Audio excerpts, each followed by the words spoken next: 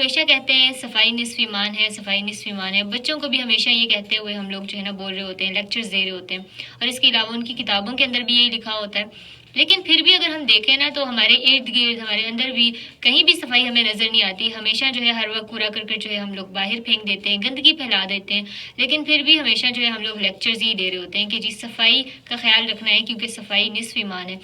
تو ہم لوگوں نے نا بچوں کو یہ سکھانا ہے کہ کس طرح سے صفائی کا ہم لوگ جو ہے خیال رکھ سکتے ہیں، لیکن اس سے پہلے جو ہے نا ہمیں صفائی کا خیال رکھنا ہے۔ اور بچے جو ہے کبھی بھی ہمارے لیکچرز کے ذریعے سے، ہماری باتوں کے ذریعے سے انسپائر ہو کر اپنا کام نہیں بدلتے یا اپنی عادتیں نہیں بدلتے،